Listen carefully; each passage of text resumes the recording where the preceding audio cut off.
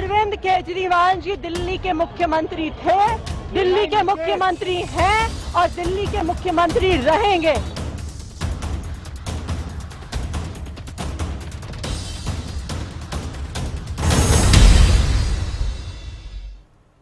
नमस्कार, हरियाणा न्यूज देख रहे हैं आप और मैं हूं आपके साथ विनय चौधरी। बड़ी खबर के साथ बुलेटिन की शुरुआत करते हैं। कथित शराब घोटाला मामले में कोर्ट में सुनवाई पूरी हो गई है। अरविंद केजरीवाल के रिमांड पर फैसला अभी सुरक्षित रखा गया है। किसी भी वक्त कोर्ट की तरफ से फैसला सामने आ सकता है। ईडी की तरफ से अरविंद केजरीवाल की 10 दिन की रिमांड मांगी गई है और दोनों तरफ से अपनी अपनी दलीलें दी गई। ईडी की तरफ से अपनी दलीलें दी गई हैं। उधर जो अरविंद केजरीवाल के वकील हैं अभिषेक मनु सिंघवी, उनकी तरफ से भी अपनी दलीलें दी गई। तो ये फैसला कभी भी आ सकता है। रिमांड को लेकर फैसला सुरक्षित रखा गया है। ईडी की तरफ से आपको बता दें कि 10 दिन की रिमांड मांगी गई है और किसी भी वक्त अरविंद केजरीवाल की रिमांड को लेकर फैसला सामने आ सकता है। बड़ी खबर इस वक्त। तो कथित शराब घोटाले मामले में आपको बता दें दिल्ली के मुख्यमंत्री अरविंद केजरीवाल को गिरफ्तार किया गया था। उसके बाद उनको आज कोर्ट में पेश किया गया, जहां पर सुनवाई पूरी हो चुकी है। फैसला अभी सुरक्षित रखा गया है रिमांड को लेकर। क्या आपने सर क्या ग्राउंड लिया है सर कस्टडी को अपोज करने के लिए? सर कस्टडी कैसे अपोज कर रहे हैं? अब हमने सबसे बड़ा ग्राउंड लिया कि ये लीगल अरेस्ट है, इनके खिलाफ कोई एविडेंस नहीं थी और 2 दिन पहले तो उन्होंने कहा कोई एविडेंस नहीं है और हाईकोर्ट में चूंकि हमारी प्रेयर इंटरिम कोई प्रोटेक्शन की नहीं मानी गई तो स्टेट अवे आके उन्होंने उसको अरेस्ट कर लिया। अब हमने कहा अरेस्ट भी कर लिया तो पुलिस रिमांड का कोई जस्टिफाइड ग्राउंड नहीं है। जी अभी क्या 10 दिन के तक तुम लोगों ने कस्टडी के लिए मांगा था? जी हाँ, 10 दिन की पुलिस रिमांड। 10 दिन के तक तो सर आपकी साइड से आर्गूमेंट जो है वो पूरे हो चुके हैं सर? इंक्लूड नहीं हुए, बस अभी रिबटल चल रहा है। अच्छा वापस आ रहे सर? नहीं मेरे को कहीं जाना है इसलिए मैं चला, हमारी तरफ से खत्म हो गया। What I have to say, I've said in court. I don't want to engage on cameras. Sorry, thanks a lot. But again, sir, again, you just try our best. Again, do you feel that he's a kingpin? Give me credit for so much. You spent so much time with me over the years. It's so easy to trap me with your clever questions. Against Arvind Kejriwal, sir. I made allegations which are borne out from the report. Okay. So you've called him the kingpin of the entire scam. Does ED have the evidence to back it up? Whatever evidence is there, they given to the Thank you so much, sir. So do you, after this remand ends, do you think you're going to be asking for an extension as well? To It continue? depends on what happens during the remand, if at all remand is granted. Large also- amount of money using in the Goa elections, as you said. So Mr. Singhvi, Don't ask me questions, I'm going to arguing matter. so Mr. Singhvi during the arguments had also claimed that the arrest was illegal and unlawful and should not have been done. Anything regarding that? That is his perception. Thank you, thank you. Thank you so much, sir. मेरा जीवन देश के लिए समर्पित है और चाहे अंदर हो या बाहर। मेरा जीवन देश के लिए समर्पित है और चाहे अंदर हो या बाहर। तो सुनवाई पूरी हो चुकी है। दलील क्या रही दोनों पक्षों की ये आपको दिखा रहे हैं। ईडी की तरफ से कहा गया कि के कविता ने 100 करोड़ रुपए आम आदमी पार्टी को दी, केजरीवाल को गिरफ्तार करने की जरूरत क्यों पड़ी, यह सिंघवी की तरफ से सवाल उठाया गया। उधर ईडी की तरफ से कहा गया कि रिश्वत के पैसे कैश में दिए गए। सिंघवी की तरफ से कहा गया कि केजरीवाल की गिरफ्तारी के वक्त सेफगार्ड नहीं अपनाए गए। तो ये दलीलें दोनों पक्षों की हम आपको दिखा रहे हैं क्या दी गई हैं। ईडी की तरफ से कहा गया 45 करोड़ रुपए हवाला के जरिए गोवा में ट्रांसफर हुआ। वहीं सिंघवी की तरफ से एससी के पुराने फैसले का हवाला दिया गया और गिरफ्तारी को गलत बताया। वहीं ईडी की अगर बात की जाए तो ईडी ने कहा कि केजरीवाल ने कविता से मुलाकात की और उधर सिंघवी का कहना है जांच में शामिल 50% लोगों ने बयान में केजरीवाल का नाम नहीं लिया। इधर ईडी की तरफ से कहा गया शराब घोटाले का आरोपी विजय नायर केजरीवाल के लिए काम कर रहा था। सिंघवी कहते हैं कि 80% लोगों ने केजरीवाल का नाम नहीं बताया। ईडी की तरफ से कहा गया कि हमारे पास उनके खिलाफ रिश्वत मांगने के पुख्ता सबूत हैं और सिंघवी की तरफ से कहा गया किसी भी गलत काम को दिखाने के लिए कोई भौतिक सबूत नहीं है। फिर ईडी की तरफ से कहा गया शराब घोटाले के अरविंद केजरीवाल सरगना हैं और सिंघवी की तरफ से यह दलील दी गई कि कोई आपत्तिजनक सामग्री भी नहीं मिली है। और ईडी ने यह भी कहा कि केजरीवाल दिल्ली शराब नीति के गठन में सीधे तौर पर शामिल थे और सिंघवी ने कहा कि ईडी की शक्तियों का दुरुपयोग किया जाता है। तो ये इस तरह से कुछ दलील का दौर कोर्ट के अंदर चला, जहां पर ईडी की तरफ से अपनी दलील दी गई है। तो वहीं अभिषेक मनु सिंघवी अरविंद केजरीवाल की ओर से अपनी दलील यहां पर देते नजर आए।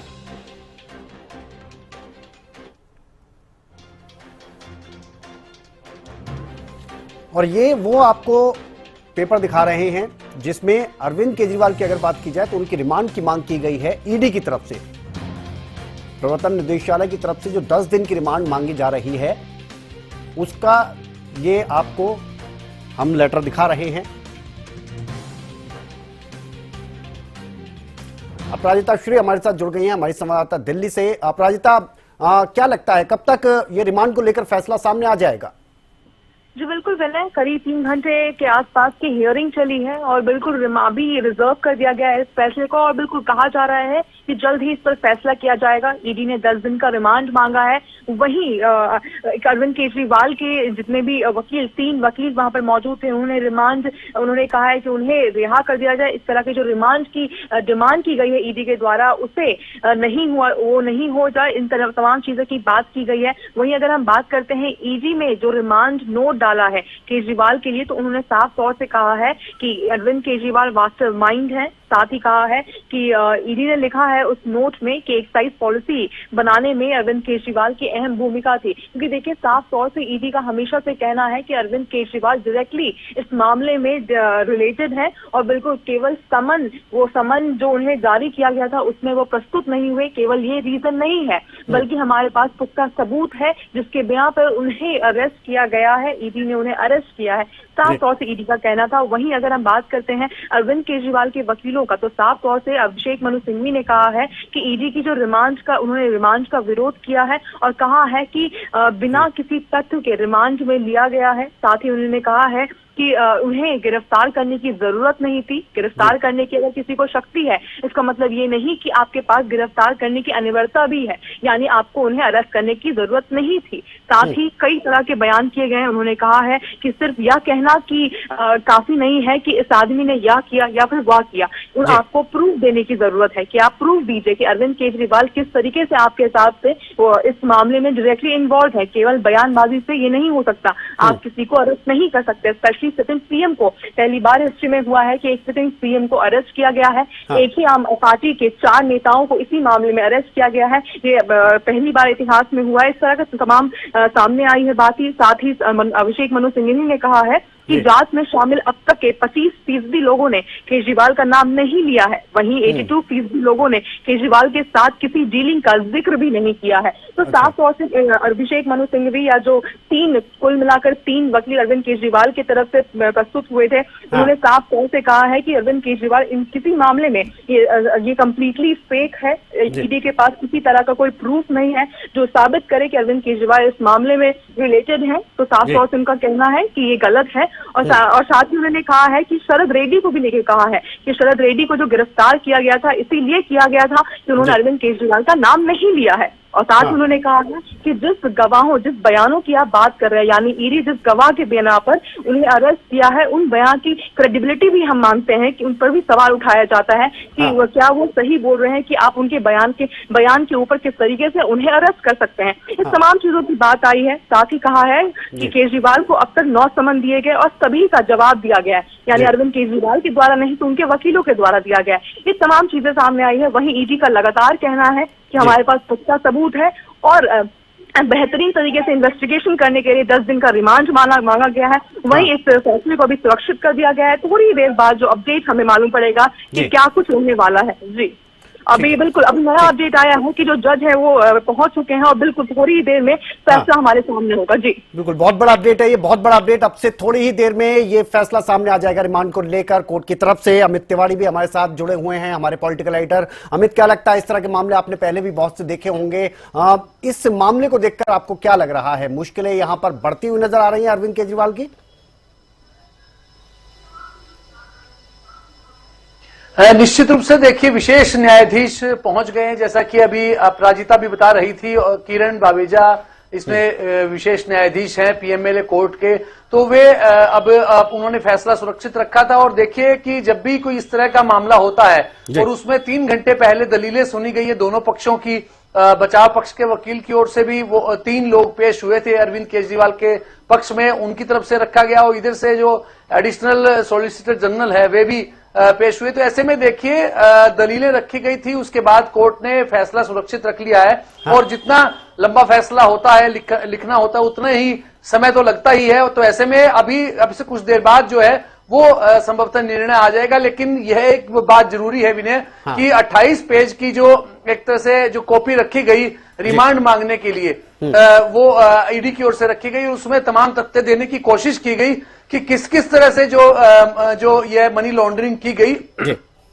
माफ कीजिएगा, खासतौर पर जो 100 करोड़ रुपए की फंडिंग की बार बार जिक्र आ रहा है कि आपने चुनाव में, गोवा के चुनाव में इस फंडिंग का इस्तेमाल किया गया, और साथ साथ एक मनी ट्रेल जो बनाई गई वो किस प्रकार से बनाई गई। अगर पुराने मामलों की जैसे आपने बात की विनय कि ऐसे पुराने मामलों में, लेकिन एक तो इसमें खास बात यही है कि अरविंद केजरीवाल ने इस्तीफा नहीं दिया है, वे अब भी डटे हुए हैं कि जेल से ही सरकार चलाएंगे। तो यह एक बड़ा महत्वपूर्ण मामला, और देश के अगर इतिहास को भी उठाकर खंगाला जाए तो ऐसा मामला पहली बार हुआ है कि कोई मुख्यमंत्री इस प्रकार से गिरफ्त में आया है, और खासतौर पर मनी लॉन्ड्रिंग के इस तरह के मामले में जब वो इस्तीफा नहीं दे रहा है। अब देखने वाली बात है कि आगे क्या निर्णय कोर्ट देता है, क्योंकि दो तरह की बातें हैं। अगर जो ईडी रिमांड मांग रही है 10 दिन का, क्या कोर्ट 10 दिन का रिमांड देती है, तो इसका मतलब कई सवाल जो ईडी ने कहा था कि बाकी हैं, उन सवालों के जवाब जो है वो इस ईडी की पूछताछ में रिमांड की अवधि के दौरान तलाशे जाएंगे, और एक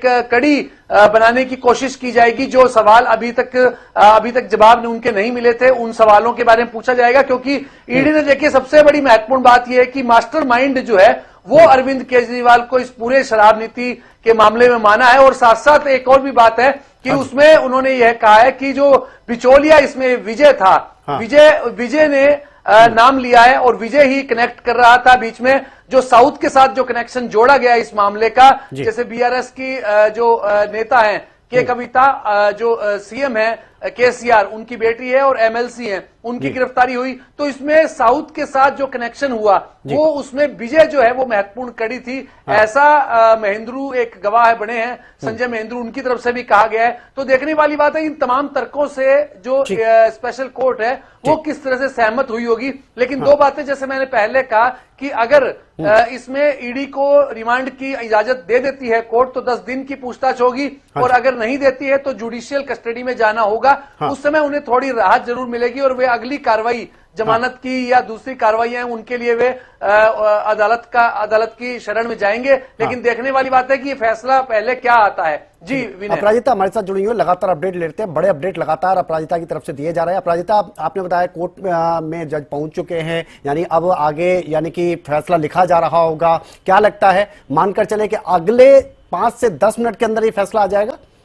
जो बिल्कुल विनय कह सकते हैं कि अगले 5 से 6 मिनट के अंदर क्या भविष्य रहेगा दिल्ली की राजनीति का, क्या भविष्य रहेगा आम आदमी पार्टी का, और सबसे बड़ा सवाल कि क्या भविष्य रहेगा अरविंद केजरीवाल का, ये कहीं ना कहीं तय हो जाएगा। अगले 5 मिनट के सामने हमारा फैसला सामने आ जाएगा, क्योंकि देखिए जज पहुंच चुके हैं वहां पे। और बिल्कुल अगर मैं ईडी के रिमांड की बात करूं तो देखिए 32 पेज का वो पूरा ड्राफ्ट है। अगर मैं बात करूं उसमें से इंपॉर्टेंट पॉइंट निकालू तो साफ तौर से ईडी का कहना है कि रिमांड नोट में केजरीवाल को मास्टरमाइंड बताया गया, जिसको बिल्कुल जैसा कि अमित जी कह रहे थे कि मास्टरमाइंड बताया गया है। और बिल्कुल रिमांड नोट में साथ ही ईडी ने यह भी लिखा है कि एक्साइज पॉलिसी बनाने में अरविंद केजरीवाल की बहुत बड़ी भूमिका थी, जिसे बाद में रद्द कर दिया गया था। उसमें बनाने में अरविंद केजरीवाल की बहुत बड़ी भूमिका थी। और साफ तौर से कहा है कि किकबैक के तौर पर जो पैसा आया उस पैसे को गोवा चुनाव में लगाया गया था। लगातार ये एलिगेशन लगाए जा रहे थे, चाहे वो ईडी के द्वारा हो। ईडी हमेशा से कहती आ रही है कि जो भी पैसे वहां पे गबन किए गए हैं उन पैसों को इलेक्शंस में लगाए गए थे, गोवा के इलेक्शंस में लगाए गए थे उसमें। और साफ तौर से बिल्कुल जैसा कि अमित जी ने कहा कि विजय नायर का जिक्र किया, तो विजय नायर और मनीष सिसोदिया के साथ मिलकर साउथ लॉबी जो जिक्र किया अमित जी ने कि साउथ लॉबी से पैसा लिया गया है, बिल्कुल जिस मामले में के कविता को अभी कुछ ही दिन पहले अरेस्ट किया गया है। तो इन तमाम लोगों का जिक्र है उस जो 32 पेज की जो रिमांड कॉपी सबमिट की गई है ईडी के द्वारा। और बिल्कुल इस तरह की चीजें सामने आई है। और बिल्कुल अगर मैं बात करूं तो साफ तौर से जो सी अरविंद थे, मनीष सिसोदिया के जो सचिव थे, उनका भी जिक्र है कि उन्होंने अपने बयान में बताया कि मार्च 2021 में मनीष सिसोदिया ने सी अरविंद को केजरीवाल के घर पर बुलाया और 30 पेज का जीओएम ड्राफ्ट दिया। उस समय सत्येंद्र जैन और अरविंद केजरीवाल वही मौजूद थे। तो देखिए, और यही वो बयान है, यानी वही वो बयान है जिसके बयान पे ईडी कह रहे हैं कि हमारे पास सबूत है, जिसे क्वेश्चन किया जा रहा है अभिषेक मनु सिंघवी के द्वारा कि उन बयानों को मैं सवाल उठाता हूँ, क्रेडिबिलिटी पे मैं क्वेश्चन करता हूँ कि किस बयान पे किसी ने कुछ कह दिया कि तो इस तरह से क्या किसी किसी को अरेस्ट किया जा सकता है, सबूत कहाँ पर है, इन तरह की चीजें चल रही है। और बिल्कुल थोड़ी ही देर में जो स्पष्ट क्या कुछ रहने वाला है ये हमारे सामने आएगा। जजेस पहुंच चुके हैं और बिल्कुल कुछ ही देर में सामने आ जाएगी चीजें कि क्या कुछ रहने वाला है। क्या ईडी ने जो 10 दिन का रिमांड मांगा है क्या उसे मंजूरी मिल जाएगी, और क्या अरविंद केजरीवाल को 10 दिनों के रिमांड में भेज दिया जाएगा, या फिर जो अरविंद केजरीवाल के जितने भी वकील हैं उन्हें जो अर्जी लगाई है, प्रार्थना किया है कि इस रिमांड को खारिज करने का आवेदन दायर किया है, क्या उन्हें मंजूरी मिलेगी, ये देखने वाली बात होगी। जी अमित, अगर देखा जाए दोनों पक्षों की, हम ये भी दिखा रहे हैं दलीलें किस तरह से दोनों पक्षों की तरफ से रखी गई है। ईडी की तरफ से बड़ी बड़ी बातें कही गई हैं, चाहे वो अरविंद केजरीवाल को इस कथित शराब घोटाले का सरगना बताया गया हो, या फिर जो पैसा आया उसका गोवा में प्रचार के तौर पर आम आदमी पार्टी का इस्तेमाल करना हो, तो इतनी बड़ी बातें कही गई हैं, यानी कहीं ना कहीं किसी बेस के आधार पर कही है। बड़ी खबर बता देते इस वक्त की बड़ी खबर, आम आदमी पार्टी की तरफ से ऐलान किया गया है कि पीएम आवास का घेराव किया जाएगा, प्रदर्शन किया जाएगा। 26 मार्च की तारीख तय की गई है। बड़ी खबर इस वक्त की, अरविंद केजरीवाल की गिरफ्तारी के विरोध में आपको बता दें आम आदमी पार्टी पीएम आवास का घेराव करेगी। दिल्ली के मंत्री गोपाल राय की तरफ से यह ऐलान किया गया है। बड़ी खबर इस वक्त की, तो प्रदर्शन तो हम लगातार देख ही रहे थे कल से लेकर आज तक, लेकिन अब यह बड़ा ऐलान किया गया है कि पीएम आवास का अब घेराव किया जाएगा आम आदमी पार्टी की तरफ से। अपराजिता हमारे साथ जुड़ी हुई हैं, इनसे एक अपडेट ले लेते हैं इस बारे में। अपराजिता, अब प्रदर्शन तो हम देख रहे थे और अलग अलग जगहों पर देखा, चाहे मोहाली की बात करें या हरियाणा में हम बात करें या दिल्ली की खासतौर पर बात करें, अब तो पीएम आवास के घेराव की तैयारी। जो बिल्कुल देखने वाली बात होगी कि क्या कुछ सुरक्षा रहने वाली है। बिल्कुल आम आदमी पार्टी की तरफ से लगातार ये बयान आ रहे हैं। अगर हम कल के प्रेस वार्ता की भी बिल्कुल बात करते हैं तो आतिशी ने, सौरभ भारद्वाज ने प्रेस वार्ता की थी और कहा था कि भारतीय जनता पार्टी के मुख्यालय के बाहर प्रोटेस्ट किया जाएगा, और बिल्कुल ऐसा ही उन्होंने आईटीओ के पास किया। हालांकि सुरक्षा बढ़ा दी गई थी और उन्हें अंदर नहीं आने दिया गया, यानी आईटीओ के पूरे रास्ते को, दीदी माँ को रोक दिया गया था, जिसकी वजह से वो अंदर नहीं आ पाए। मगर उन लोगों ने प्रोटेस्ट किया। अब देखने वाली बात होगी, बिल्कुल जैसा कि कहा गोपाल राय ने अपने प्रेस वार्ता में भी की है और उन्हें साफ तौर से कहा है, तो बिल्कुल देखने वाली बात होगी कि क्या कुछ रहने वाला है 26 तारीख को, क्या सुरक्षा रहने वाली है, क्योंकि देखने वाली बात है क्योंकि इन्होंने प्रधानमंत्री नरेंद्र मोदी का आवास कहा है, पहली चीज। दूसरी, राजधानी दिल्ली में प्रोटेस्ट करना। तीसरी चीज, क्योंकि मॉडल कोड ऑफ कंडक्ट लगा दिया चुका है, आचार संहिता लगा दी गई है। और चौथी चीज, हर जगह प्रोटेस्ट करने की परमिशन नहीं दी जाती है, एक सिर्फ जगह होती है जहां पर प्रोटेस्ट किया जाता है। जैसे आज भी हमने देखा था कि डीडी माँ को रोक दिया गया था और डीजीपी का साफ तौर से कहना था कि ये जगह नहीं है जहाँ पर प्रोटेस्ट किया जा सकता है, इस वजह से उन्हें परमिशन नहीं दी जाएगी। 144 सेक्शन लगा दिया गया था। तो अब देखने वाली बात होगी कि क्या कुछ रहने वाला है, क्या सुरक्षा रहने वाली है 26 तारीख की। जी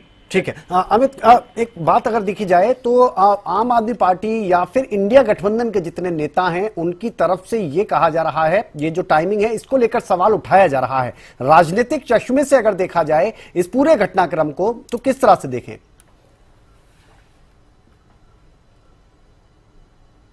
देखिए, इसमें दो बातें तो विनय स्पष्ट ही हैं कि देश में निरंतर कार्रवाइयां, अगर कार्रवाइयों की बात की जाए तो वो ईडी की ओर से की गई है, तो वो ज्यादातर उसमें अगर 100% अगर कार्रवाइयों को देखें तो उनमें से 95% कार्रवाइयां केवल विपक्ष के नेताओं पर हुई है। इसमें कोई दो राय भी नहीं है। और ऐसे लोग हो सकता है कि पहले अपने प्रभाव का इस्तेमाल करते हुए कहीं ना कहीं बचते रहे हों। और यह मामला भी देखिए, अगर अरविंद केजरीवाल के मामले को ही देखें तो 2001 में जो पहले पॉलिसी बनी थी दिल्ली को लेकर, उस समय में L1 और L10 के जो ठेके थे वो तमाम जो है वो सरकारी स्तर पर इस प्रकार से उनका विभाजन किया जाता था। लेकिन एकदम से ये पॉलिसी बन गई 2021 में। उस समय अरविंद केजरीवाल ने इसे प्राइवेटाइज किया गया, इस पूरी जो शराब नीति को और ठेकों को, सारी व्यवस्था को प्राइवेट हाथों में दे दिया।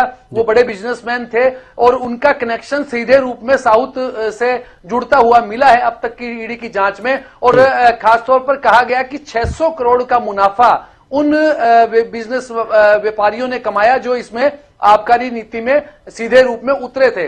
इसी को लेकर जो उस समय के मुख्य सचिव थे उन्होंने आवाज उठाई थी और उसके बाद दिल्ली के लेफ्टिनेंट गवर्नर वीके सक्सेना ने इस मामले में जांच के आदेश दिए और सीबीआई की जांच शुरू हुई। उस समय ये जो नई नीति थी वो वापस ले ली गई, लेकिन घोटाला तो हो ही चुका था, तो उसको लेकर सवाल उठे। और पहले मनीष सिसोदिया की देखिए 13 महीने पहले गिरफ्तारी हुई, वो 23 फरवरी 2023 में, तो उनकी भी। और उसके बाद जो देखिए संजय सिंह है राज्यसभा सदस्य, उनकी गिरफ्तारी हुई। फिर के कविता का नाम भी सामने आ गया जो बीआरएस के नेता हैं, और एमएलसी हैं आंध्र प्रदेश में, और जो केसीआर की बेटी हैं। तो ऐसे में एक बड़ा कनेक्शन मिला, और साथ साथ 16 लोग अब तक गिरफ्तार इसमें हो चुके हैं। 32 का जिक्र आया है सामने, और 4 जो है वो सरकारी गवाह बन चुके हैं। यह पूरा मामला है। लेकिन आप जब विपक्ष की बात कर रहे हैं तो निश्चित रूप से देखिए, राजनीतिक लोग हैं वे तमाम इस मामले में अपने निशाने पर जो है वो भारतीय जनता पार्टी को ले रहे हैं। उनका यही आरोप है कि भाजपा जो है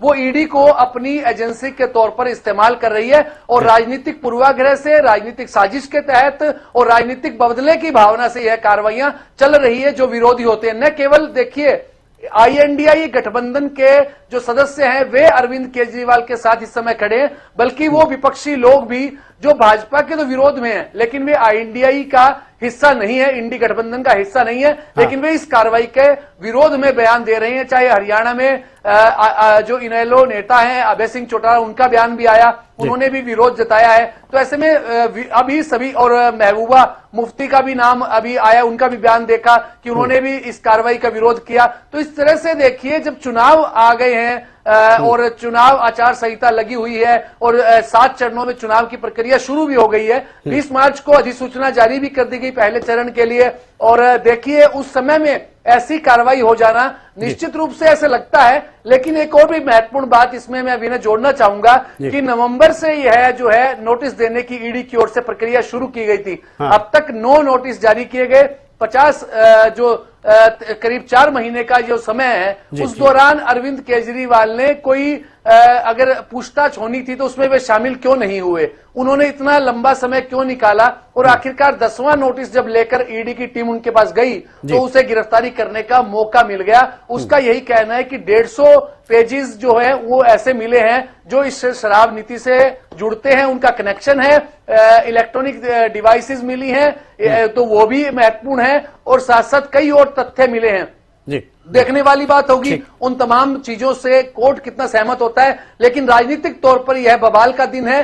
कल से ही बवाल शुरू हो गया था, विरोध शुरू हो गया था, और दिल्ली की राजनीति तो उफान पे आएगी, क्योंकि आम आदमी पार्टी की वहां सरकार है, और आम आदमी पार्टी के मुख्यमंत्री और संयोजक जेल में चले गए हैं। जी बिल्कुल। चलिए, फिलहाल के लिए आपका अमित तिवारी और अपराजिता, आप दोनों का ही शुक्रिया। अपडेट लगातार हम देते रहेंगे, लेकिन बड़ी खबर यही है कि कभी भी रिमांड को लेकर, अरविंद केजरीवाल की रिमांड को लेकर फैसला सामने आ सकता है। चलिए, फिलहाल एक ब्रेक के लिए रुक रहे हैं, जल्द लौटते हैं।